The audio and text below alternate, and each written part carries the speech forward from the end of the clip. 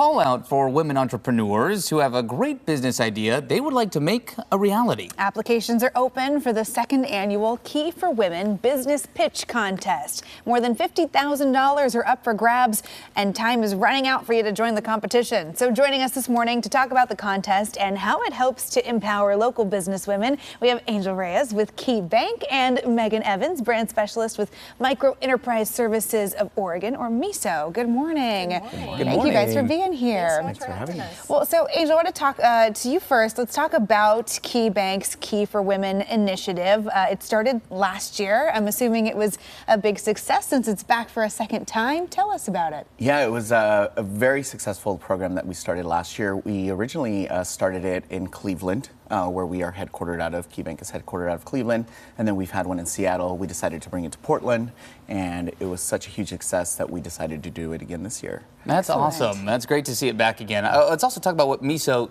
does. You know, this obviously aligns quite closely with your mission there, but let's talk about what Miso is all about and why this so closely aligns with what you do. Absolutely. Miso is incredibly people-based, and our mission is to empower entrepreneurs all over the community, especially in Oregon and Southwest Washington. So you're so right. This pitch contest does really tie in with our mission very well, and Miso's part in it is to really support the entrepreneurs. We're hosting workshops, we're having mentors kind of talk to these applicants and our finalists about how to make a perfect pitch. Excellent. So we're looking for female entrepreneurs who've got an idea, or maybe they've got their business started. They need that investment to take them to the next level. What do you want to see in this pitch contest for folks who are entering?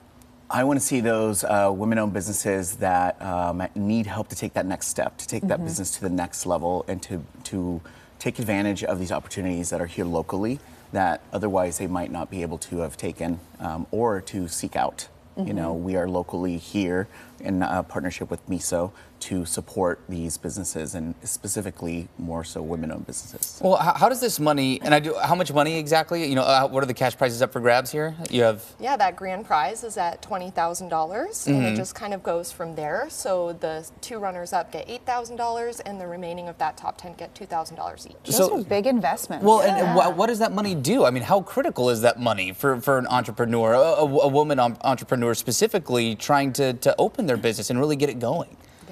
Yeah, I think for any business it's impactful, but specifically for women, I feel, not that I'm a woman business owner, but I feel it's more important because maybe it's money that they're never able to access, you know, through other means. And so great opportunity, expand their business, just open a brick and mortar shop, maybe that's what their goal is, you know, maybe introduce an online presence that they haven't been able to do. So it could be very impactful. Absolutely. And I know we've talked before when we featured Miso on the show about some of the ways that Miso helps some of those, you know, whether it's minority business owners, female entrepreneurs, potentially, you know, marginalized groups, overcome some of those traditional barriers to entry and find that support as they, you know, work to grow their business. How did last year's winners use this grant money? I'm curious, you've got this like first year case study a year later.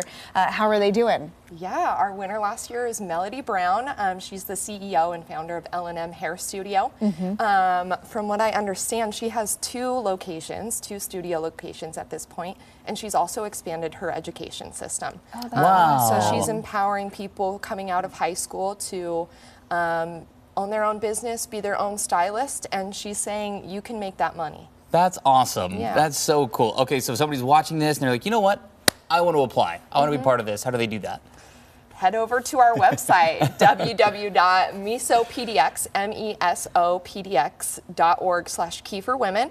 You can find all the details there. There will be eligibility lists. Go ahead and check out if you're eligible. And hit that apply button. I mean, 25 grand. I know. Yeah. It's a huge chunk of change, especially for a business. You know, I'm curious, as a bank, why was it important to really kind of set this initiative out there to help target some of these smaller startup businesses? Yeah, so Key Bank has a really strong commitment to community.